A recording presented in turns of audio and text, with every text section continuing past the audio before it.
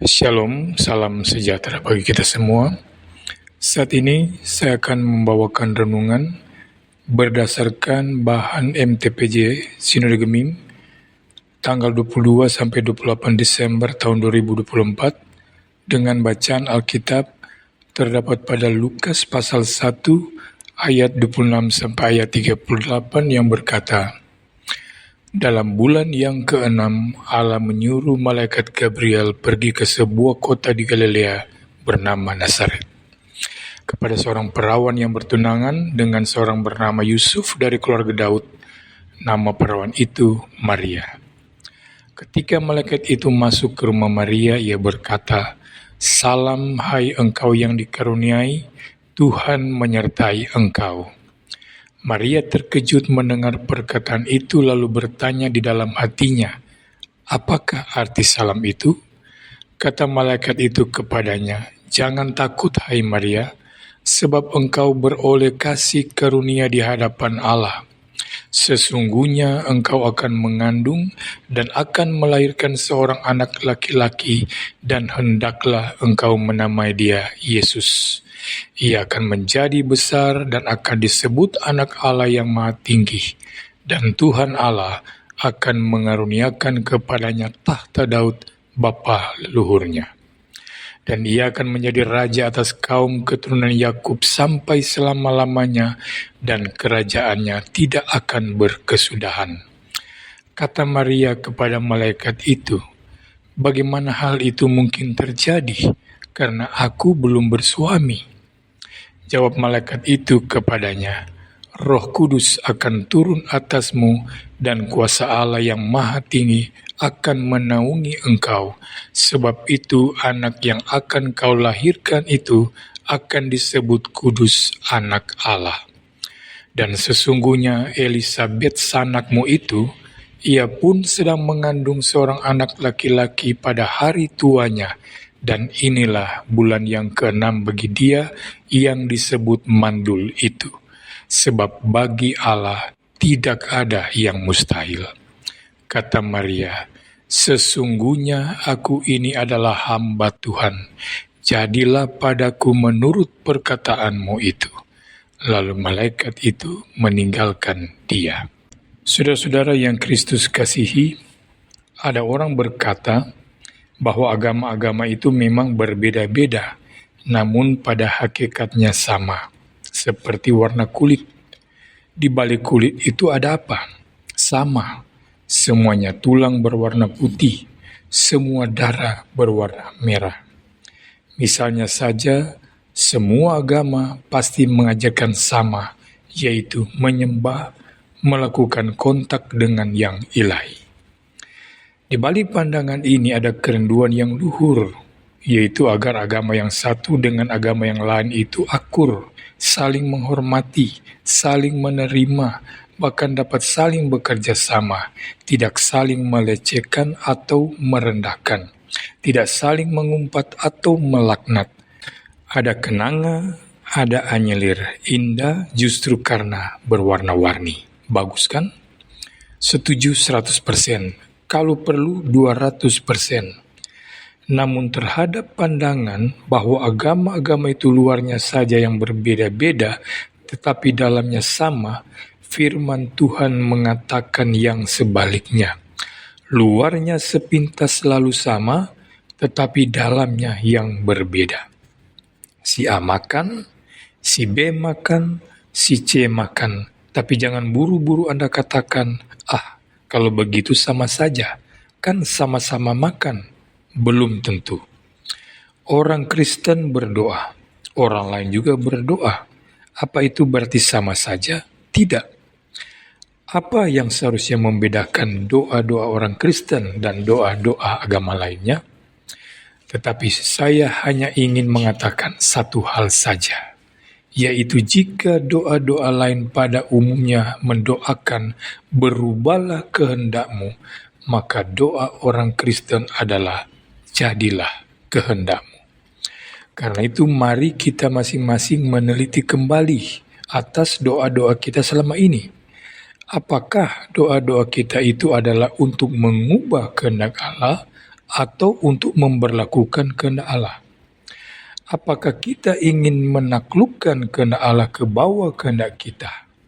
Kita yang nurut Allah atau Allah yang harus nurut kita? Kalau teorinya saja gampang, dengan cepat kita segera dapat menjawab, kitalah yang harus nurut Allah. Tetapi sekali lagi, itu teori saja. Praktiknya bagaimana? Kalau ada stasiun televisi yang mengatakan, wow keren, maka saya mengatakan menaati Allah itu, wow alangkah ngeri. Di dalam Alkitab ada 4 contoh ekstrim yang memperlihatkan apa konsekuensinya kalau orang mengatakan jadilah kehendakmu. 2 dari Perjanjian Lama, 2 dari Perjanjian Baru. Semuanya, wow alangkah ngerinya. Dari Perjanjian Lama, Abraham, yaitu ketika harus mengorbankan Ishak, dan seluruh kisah dari Ayub. Kemudian dari Perjanjian Baru, Maria dan Yesus. Nah, saat ini kita memperhatikan kisah Maria. Dalam kisah yang diceritakan oleh Lukas itu, kita melihat ada 2 sisi. Sisi yang cerah dan sisi yang hitam. Ada good news and bad news.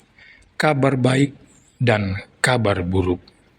Di ayat 26 sampai ayat 27, malaikat mengunjungi Maria. Bukan sembarang malaikat, tetapi jenderalnya para malaikat, Gabriel. Ini sisi yang cerah, kabar baik. Ayat 28 dan 29, Maria kaget.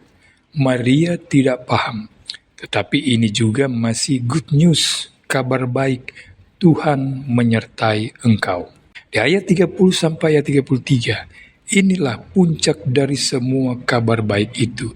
Tidak ada perempuan lain di dunia ini selain Maria yang pernah dan akan pernah lagi menerima kabar yang sebaik ini. Kemudian di ayat 34, Maria ragu-ragu. Bahkan sebenarnya bukan ragu-ragu lagi, tetapi pasti ini mustahil. Tidak mungkin. Kalaupun mungkin, betul-betul kabar yang buruk. Bagaimana hubunganku dengan Yusuf nanti? Bagaimana nasib serta masa depanku sendiri? Wow, alangkah ngerinya. Yang ditawarkan memang indah, hebat dan mulia, luar biasa, menjadi ibunda Yesus Sang Mesias. Tetapi astaga, harganya Maria harus membayar itu dengan seluruh diri dan seluruh masa depannya. Dan banyak orang gagal di sini. Gagal karena ngeri, karena harga yang mesti dibayar begitu tinggi. Tetapi disinilah hebatnya Maria.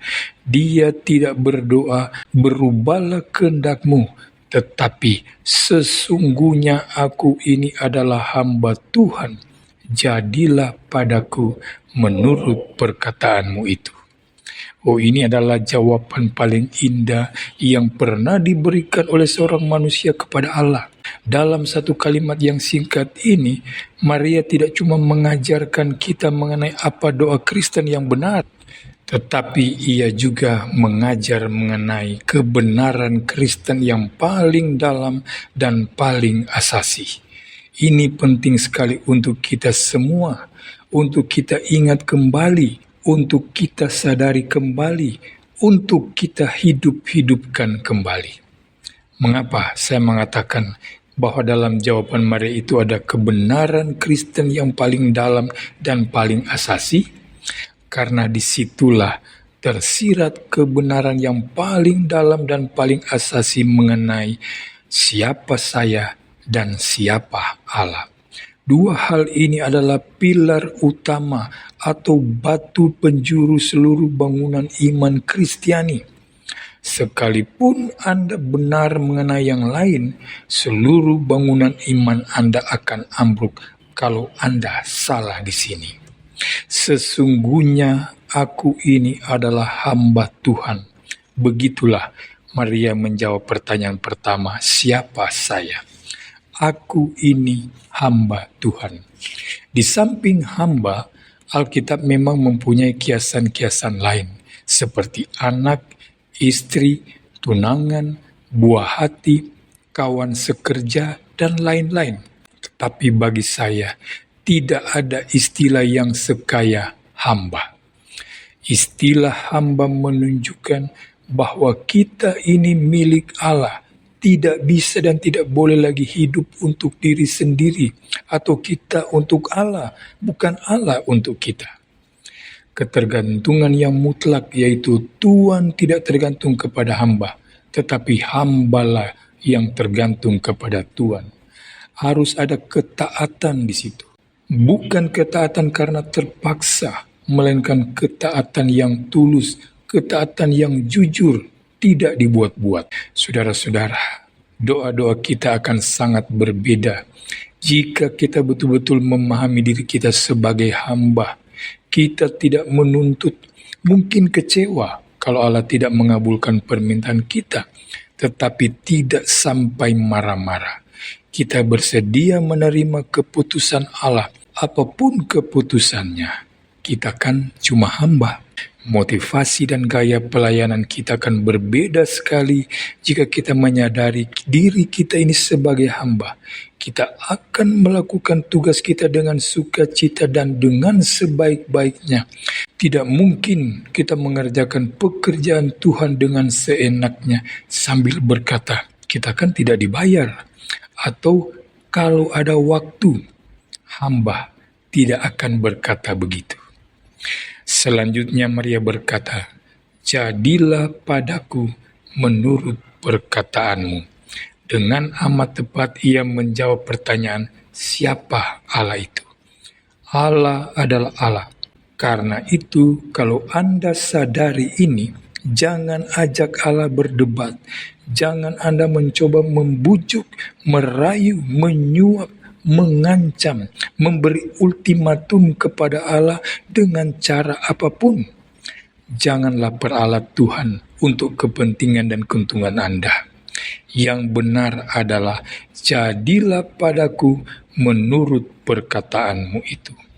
Apapun kehendak Allah dan keputusan Allah itu, menyenangkan atau tidak menyenangkan, menguntungkan atau merugikan, membuat kita bahagia atau kecewa, berkatalah dengan tulus, jadilah padaku menurut perkataanmu itu. Mengapa? Karena kalau ia adalah Allah, awas saudara, bedanya cuma sedikit antara Allah dan alat.